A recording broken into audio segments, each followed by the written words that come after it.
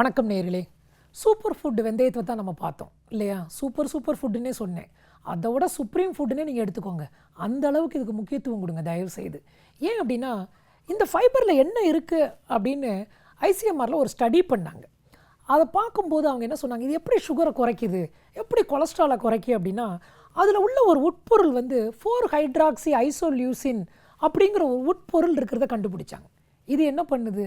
சுகருடைய அப்சார்ப்ஷனை குறைச்சிருது, வேறு டைஜஷனையும் குறைக்குது அப்படிங்கிறாங்க. அது மட்டும் இல்லாமல் இன்சுலினுடைய ஆக்ஷனை என்ஹான்ஸ் பண்ணுது. அப்போ இன்சுலின் அப்படிங்கிறதா இன்றைக்கி வந்து ஒண்டர் ஹார்மோன் அப்படின்னு. அப்போ டயபெட்டிஸ் அப்படின்னாவே நிறைய பேர் இன்சுலின் கேள்விப்பட்டிருப்பீங்க. அப்போ அந்த இன்சுலினுடைய ஆக்ஷன் ப்ராப்பராக இல்லை. நம்மளுக்கு இன்சுலின் இருக்குது, ஆனால் அது சரியாக வேலை செய்யலை பல பேருக்கு.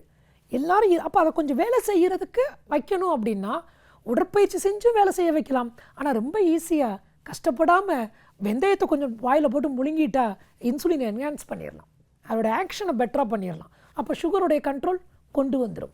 அப்புறம் மியூசிலேனியஸ் ஃபைபர் அப்படின்னு ஒரு ஃபைபர் இருக்குது. அந்த ஃபைபரும் இந்த வேலையை தான் பண்ணுது.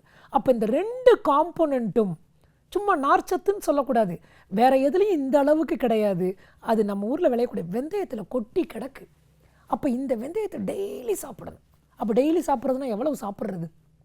அதுக்கும் அளவு சொல்லியிருக்காங்க. டோஸ் எவ்வளவு சொல்கிறாங்க தெரியுமா? 25 கிராம். ஒரு டயபெட்டிஸ் இருக்குது, கொலஸ்ட்ரால் இருக்குது, ரொம்ப ஒபீஸாக இருக்காங்க, உடல் பருமனாக இருக்காங்க, 25 கிராம் தாராளமாக சாப்பிடலாம் அப்படிங்கிறாங்க. சாப்பிட்டா என்ன ஆகும்? மெட்ஃபார்மின்ங்கிற சில பேர் மாத்திரை சாப்பிடுவாங்க, சாப்பிட்ட பிறகு சுகர் ஏறும், அதை குறைச்சிரும் முதல்ல. அப்போ ஆரம்பத்துலேயே ஒருத்தருக்கு டயபெட்டிஸ் இருக்குதுன்னு கேள்விப்பட்டு அவங்க மாத்திரையை ஆரம்பிச்சிட்டா கொஞ்சம் வெந்தயத்தை எடுங்க. உங்கள் டயபெட்டாலஜிஸ்ட்டே அடுத்து உங்கள் லிப்பிட்ஸு சுகர் இந்த வேல்யூ எல்லாம் பார்த்து எப்படிங்க குறைச்சிங்கன்னு கேட்டு அவரே ஆச்சரியப்பட்டு உங்கள் மாத்திரையை குறைச்சிடுவார், மாத்திரை வேண்டான்டுவார். அப்போ ஆரம்ப காலகட்டத்திலேயே வெந்தயத்தை எடுத்துக்கிட்டால் ரொம்ப ரொம்ப நல்லது. லேட்டானாலும் எடுத்துக்கொள்ள வேண்டும். எவ்வளவு சாப்பிடணும்? 25 கிராம்னு. அப்போ 25 கிராமையும் மொத்தமாக எடுத்து சாப்பிட்றவா? இல்லை, 2 டோஸாக எடுக்க சொல்கிறாங்க. எவ்வளவு அப்படின்னா 12.5 கிராம், 12.5 கிராம்.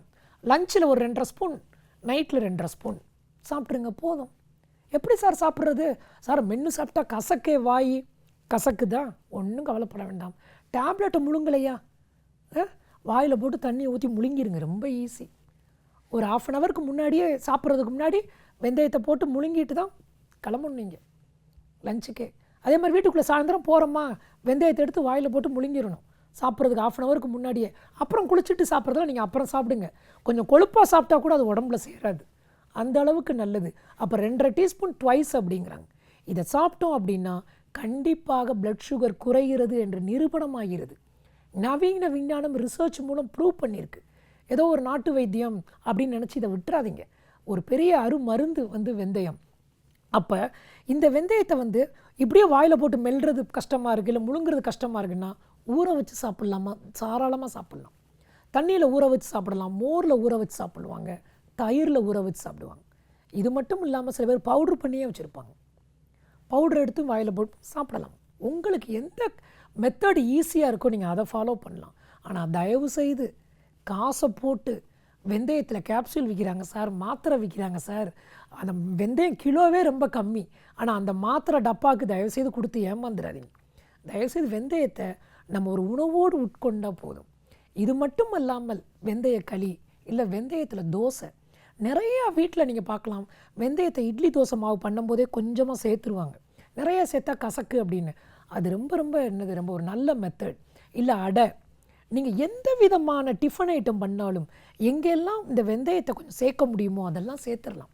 இன்றைக்கி ஒரு பெரிய பிராண்டே என்ன பண்ணுறாங்க, multi grain, slow release glucose chapati மாவு அப்படின்னு சொல்லி ஹண்ட்ரட்ஸ் ஆஃப் ருபீஸை கொடுத்து அந்த மாவை வாங்கி சாப்பிட்றோம்.